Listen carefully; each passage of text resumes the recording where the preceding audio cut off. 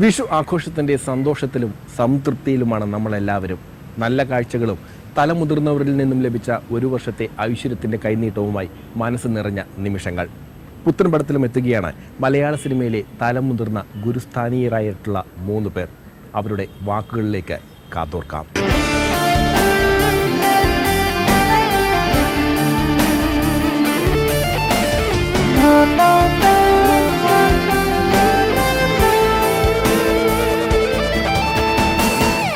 വിഷുക്കാലമാണ് ആഘോഷത്തിൻ്റെ കാലം.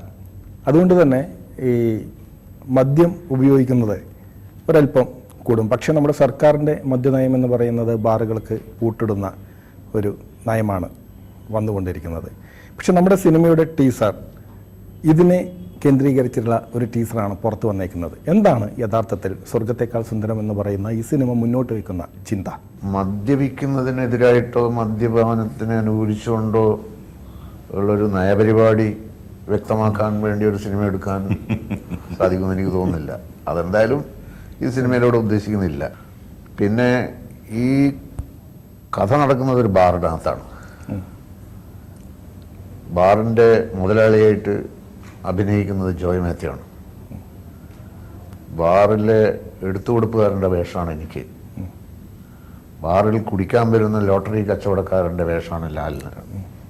കഥാപാത്രങ്ങൾ ബാറിനെ ചുറ്റിപ്പറ്റി ആയതുകൊണ്ട് അങ്ങനെ ഒരു ടീസർ വന്നതായിരിക്കാനാണ് സാധ്യത. മൈഥിലിയുടെ ക്യാരക്ടർ ഇവിടെ നമ്മൾ തൊട്ടുകൂട്ടുന്ന സാധനങ്ങളൊക്കെ ബാറിൽ സപ്ലൈ ചെയ്യുന്ന ഒരു ക്യാരക്ടറാണ്. എല്ലാം ബാറുമായിട്ട് ബന്ധപ്പെട്ട്. പിന്നെ അവിടെ വരുന്ന മറ്റ് കഥാപാത്രങ്ങളെല്ലാം അവിടെ കുടിക്കാൻ വരുന്നവരാണ്. കുടിക്കാനും അതുമായിട്ട് ബന്ധപ്പെട്ട കാര്യങ്ങൾക്കും വരുന്ന ആൾക്കാരാണ്. അതുകൊണ്ട് സ്വാഭാവികമായിട്ടും പിന്നെ അത്തരം ടീച്ചറുകളും അത്തരം ഇത് ഒഴിവാക്കാൻ പറ്റില്ല. പക്ഷെ കഥ എന്ന് പറയുന്നത് മനുഷ്യബന്ധങ്ങളും ജീവിതത്തിൻ്റെ അനിശ്ചിതത്വത്തിൻ്റെ സൗന്ദര്യവും എന്ന് പറയാവുന്ന രീതിയിലുള്ള കഥയാണ്. നിർത്തരുത്. കുടിയന്മാർക്ക് എവിടെ പോയാലും നമ്മൾ കുടിക്കും. എല്ലാ ആഘോഷങ്ങൾക്കും ഉപയോഗിക്കുന്ന ഒരു കാര്യമാണ് മദ്യം. മദ്യം നിരോധിക്കാൻ പറ്റില്ല. മദ്യം ഇല്ലാണ്ട് കേരളം നടക്കില്ല. ഈ ലോകത്ത് നിഷ്കളങ്കരായിട്ട് 2 പേരേ ഉള്ളൂ. ആരൊക്കെയാണെന്ന് എനിക്കറിയാവോ? 1 കുടിയന്മാര്, പിന്നെ കുഞ്ഞുങ്ങള്. സാമ്യം കണ്ട, രണ്ടിലും കൂ. പിന്നെ കുഞ്ഞിന്റെ കയ്യിലും കുപ്പി, കുടിയന്റെ കയ്യിലും കുപ്പി, പിന്നെയും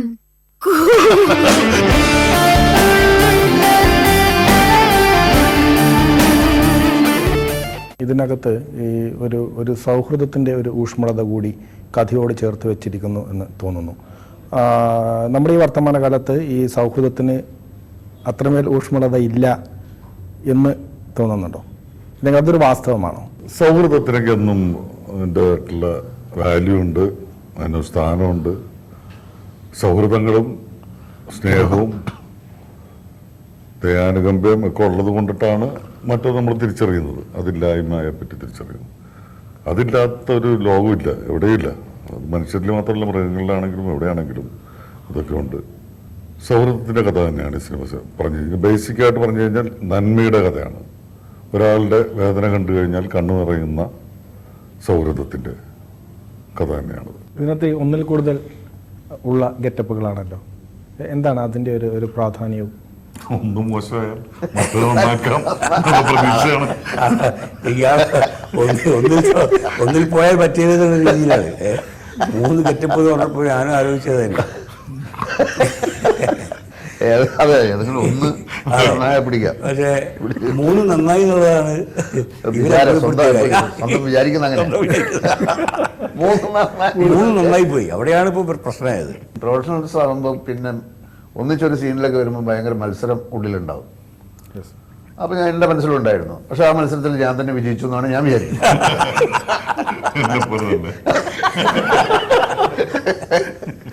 ഇങ്ങനെ മത്സരാധിഷ്ഠിതമായൊരു സിനിമയാണിത്. അത് വ്യക്തമാവുന്നു, മനസ്സിലായി. ഇത് 3 ആളും 3 സംവിധായകരാണ്. മനോജ് പലപ്പോഴും പറഞ്ഞിട്ടുണ്ട് ജയിച്ചത് ഞാൻ തന്നെയാണ്. പക്ഷെ ഇതിൽ നോക്കേണ്ടത് മനോജിന് കിട്ടിയ ഒരു ഭാഗ്യം, അല്ലെങ്കിൽ ഒരു ഭാഗ്യമല്ല, ഒരു നിമിത്തം പറയാം. 3 ഞാനടക്കമുള്ള മികച്ച സംവിധായകർ. അങ്ങനെ പറയാതെ പറയാം. പിന്നെ ഞങ്ങൾ ഒരുമിച്ചാണ് ഷട്ടർ എന്നുള്ള സിനിമയിലെ എൻ്റെ 2 നായകന്മാരാണ്. അതിന് ഞാൻ അഭിനയിച്ചില്ല, എനിക്ക് ഒരു അവസരം തന്നില്ല. അപ്പം ഞാൻ ഇല്ലാത്ത ദിവസം അങ്ങനെ ഞങ്ങൾ മൂന്നാളും കൂടെ ഒരുമിക്കുന്ന ഒരു സിനിമയാണത്. ഒരുമിച്ച് ഒരുപാട് ദിവസങ്ങൾ ഞങ്ങൾ ഒരുമിച്ച് വർക്ക്. അപ്പോൾ ഇതിൻ്റെ ഒരു ഊഷ്മളത അല്ലെങ്കിൽ ഇതിൻ്റെ ഒരു കമ്മ്യൂണിക്കേഷൻ്റെ ഒരു സുഖം പരസ്പരം മനസ്സിലാകുന്നുണ്ട്. അപ്പോൾ ഈ കഥ ഡിസ്കസ് ചെയ്യുമ്പോൾ തന്നെ ആരൊക്കെ ഇന്ന ക്യാരക്ടേഴ്സെന്ന് ഇപ്പം രാജേഷ് സ്ക്രിപ്റ്റ് എഴുതുന്ന രാജേഷും മനോജും എന്ന് പറഞ്ഞപ്പോൾ ഇത് ലാൽ സാറാണ്, മറ്റേ ശ്രീനാഥനാണ്, മറ്റേത് ഞാനാണ് ചെയ്യുന്നത് പറഞ്ഞപ്പോൾ എനിക്ക് ഭയങ്കര ഹാപ്പിയായി ഞാൻ. അപ്പോൾ തന്നെ ഞങ്ങൾ തമ്മിൽ കമ്മ്യൂണിക്കേറ്റ് ചെയ്തു. അപ്പോൾ മാത്രമല്ല ആ സിനിമ മുമ്പോട്ട് വെക്കുന്ന ഒരു ഫിലോസഫി ഉണ്ട്, ഒരു നന്മയിൽ ഊന്നിയിട്ടുള്ള.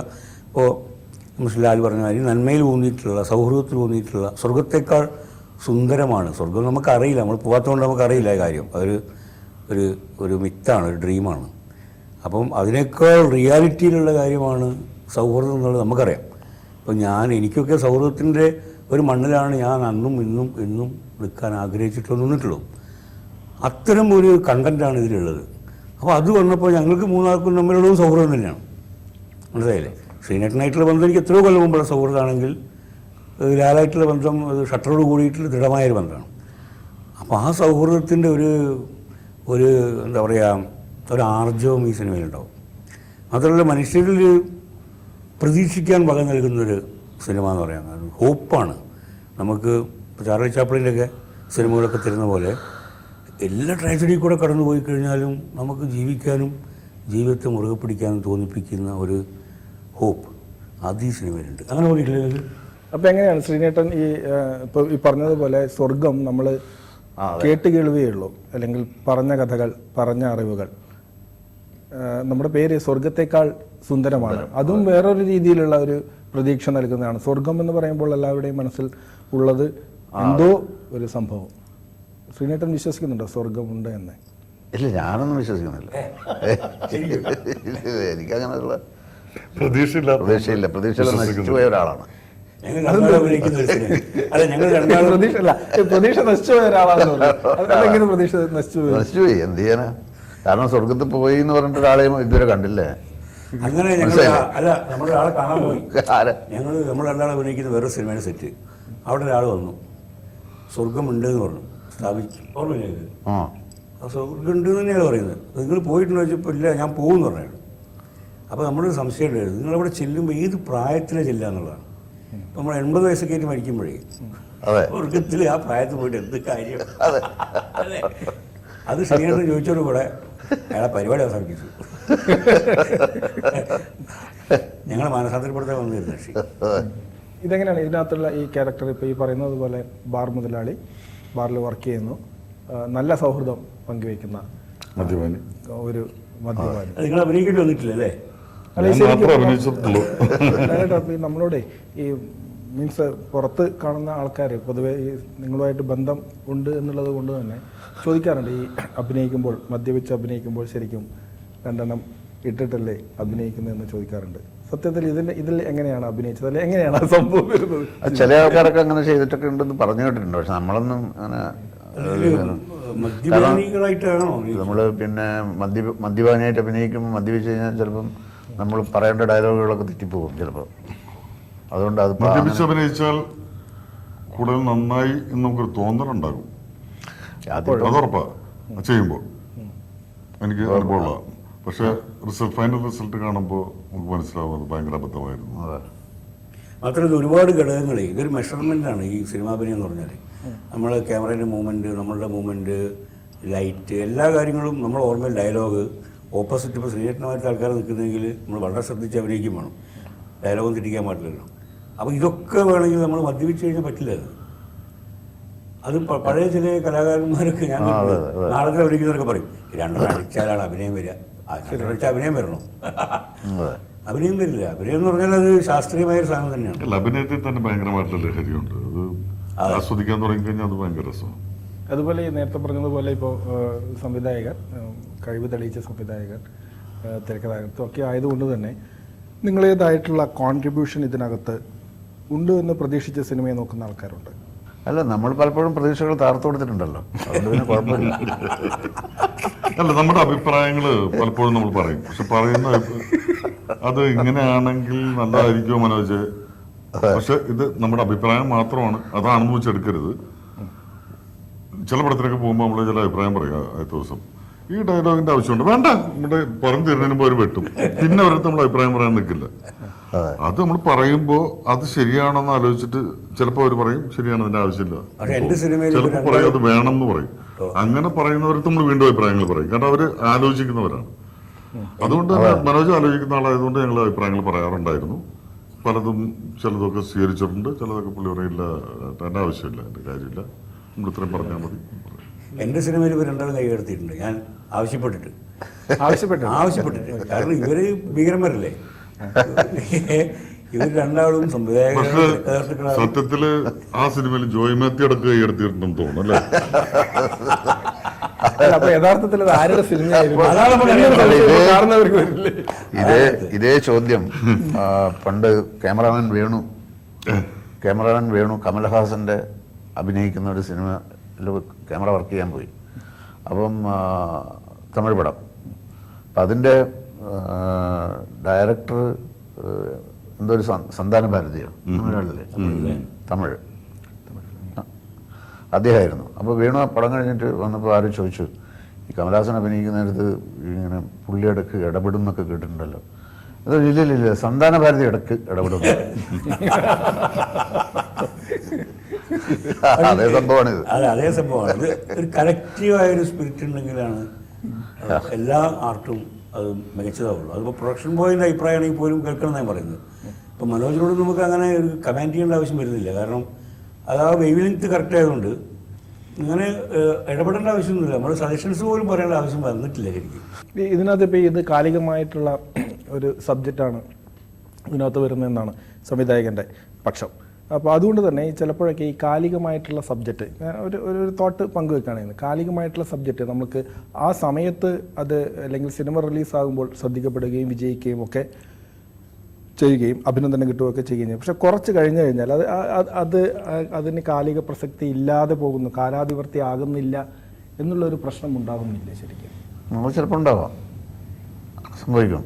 അതിപ്പം പല സിനിമകളും പിന്നെ ഇപ്പോൾ എൻ്റെ ഉദാഹരണത്തിന് ഇപ്പം സന്ദേശം എന്ന് പറഞ്ഞ സിനിമ എന്താ അതുപോലത്തെ ഒരു സിനിമ എന്താണ് എടുക്കാത്തത് എന്ന് ചിലപ്പോഴൊക്കെ ആൾക്കാർ ചോദിക്കാറുണ്ട്.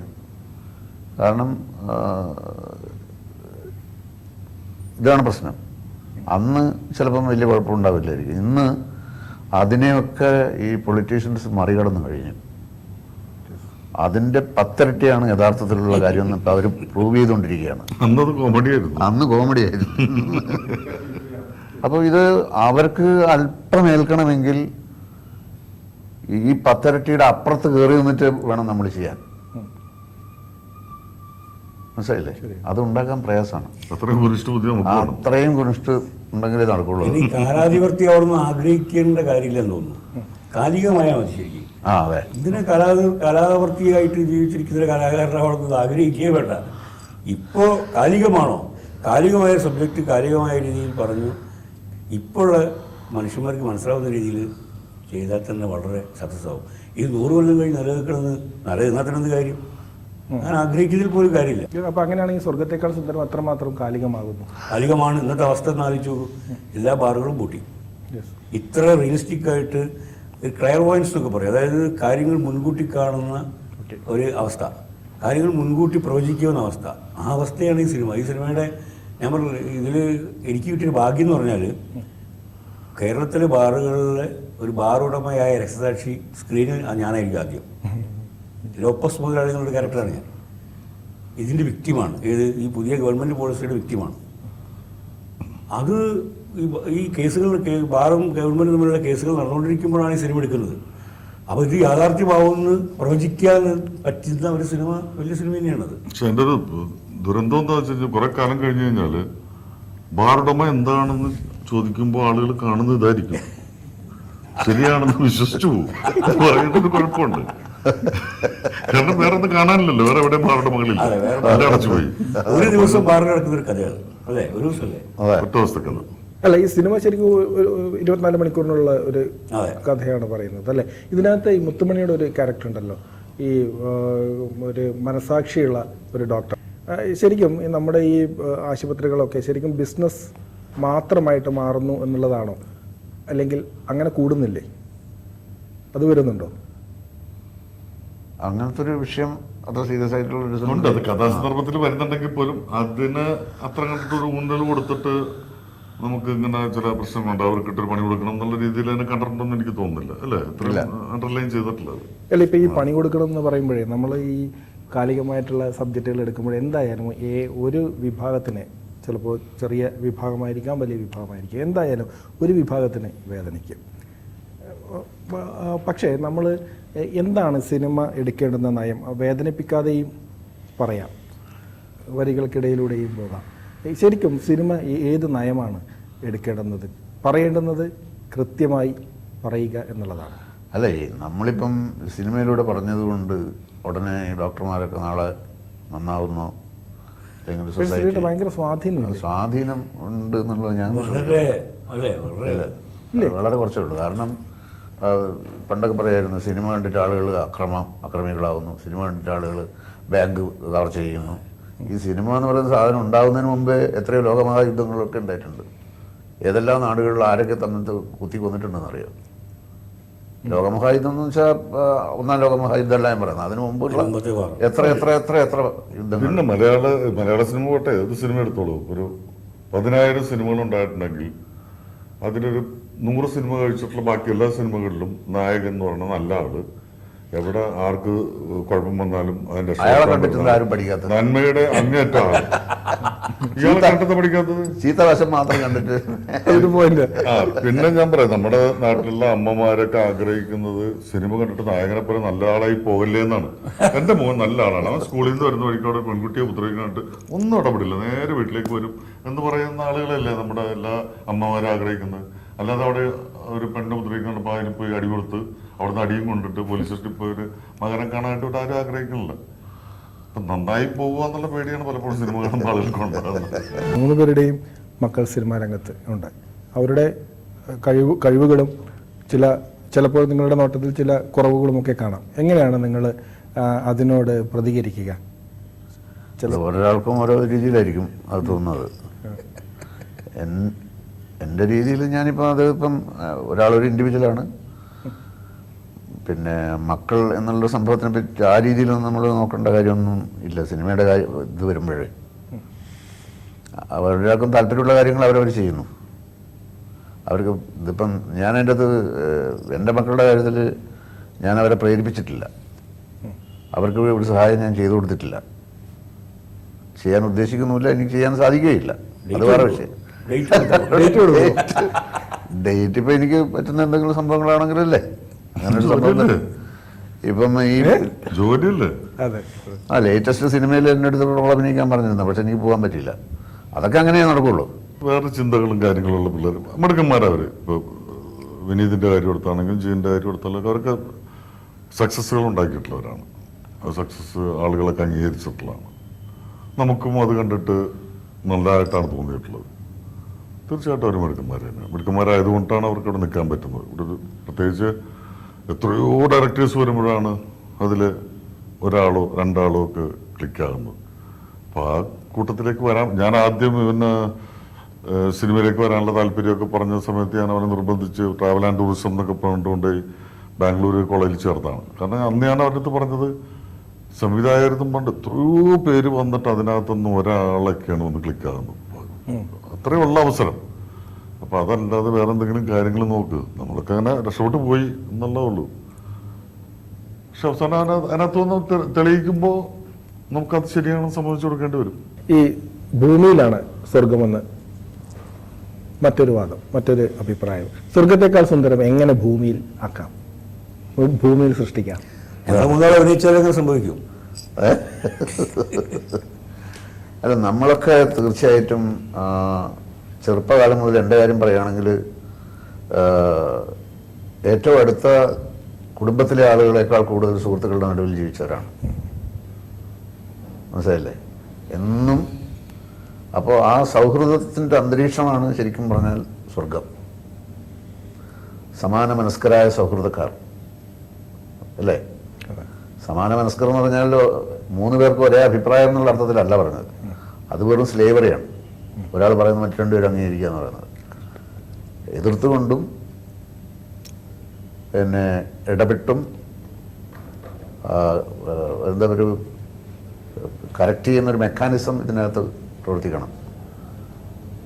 10 പേരുണ്ടെങ്കിൽ എല്ലാവർക്കും പ്രയോജനം കിട്ടുന്ന രീതിയിലുള്ള, അല്ലെങ്കിൽ അവർ സ്വയം നവീകരിക്കപ്പെടുന്ന ഒരവസ്ഥ. അതാണ് സൗഹൃദത്തിലൂടെയാണ് നമ്മളെല്ലാം നമുക്ക് കിട്ടുന്നത്, ലോകം അറിയുന്നത്. പലതരത്തിലുള്ള സ്വഭാവക്കാരും പലതരത്തിലുള്ള നിലപാടെടുക്കുന്നവരും തമ്മിലാണ് സൗഹൃദം ഉണ്ടാവേണ്ടത്. ഒരു പാർട്ടി നേതാവും ബാക്കി കുറേ അടിമകളും എന്നുള്ള ലെവലിലുള്ള സംഭവത്തിൽ അതിൽ സൗഹൃദമില്ല, അതിൽ സൗഹൃദം മാത്രമേ ഉള്ളൂ. ആജ്ഞാപിക്കുക, അനുസരിക്കുക. അനുസരിക്കുന്നതേ ഉള്ളൂ. സ്വർഗം ശരിക്കും പറഞ്ഞാൽ സൗഹൃദത്തിൻ്റെ കൂട്ടായ്മയാണ്, വിവിധ നിലപാടുകളുള്ള ആൾക്കാരുടെ സൗഹൃദം. അപ്പം ഞങ്ങൾക്ക് തന്നെ സിനിമയെ പറ്റി വ്യത്യസ്തമായ കാഴ്ചപ്പാടുള്ള ആൾക്കാരെ ഞങ്ങൾ 3 ആളും അറിയാലോ. പക്ഷേ 3 ആൾക്ക് യോജിക്കാവുന്ന ഒരുപാട് മേഖലകളുണ്ട്.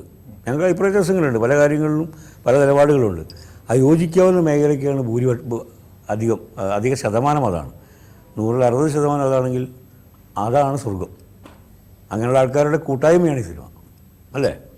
എന്തായാലും വളരെ സന്തോഷം. ഇതുവരെ കണ്ട സിനിമയേക്കാൾ സുന്ദരമായ ഒരു സിനിമ ആവും ഇതെന്ന പ്രതീക്ഷയുണ്ട്. വളരെ സന്തോഷം. പുത്തൻപടത്തെക്കുറിച്ചുള്ള നിങ്ങളുടെ അഭിപ്രായങ്ങളും നിർദ്ദേശങ്ങളും കത്തുകൾ വഴി അറിയിക്കാം. വിലാസം: പ്രൊഡ്യൂസർ പുത്തൻപടം, മനോരമ ന്യൂസ്, അരൂർ, ആലപ്പുഴ. പുത്തൻപടത്തിൻ്റെ പൂർണ്ണ വിവരങ്ങളും ദൃശ്യങ്ങളും ഞങ്ങളുടെ വെബ്സൈറ്റായ manoromanews.com ലഭ്യമാണ്. മനോരമ ന്യൂസിൽ ഇടവേളയ്ക്ക് ശേഷം വാർത്തകൾ തുടരും.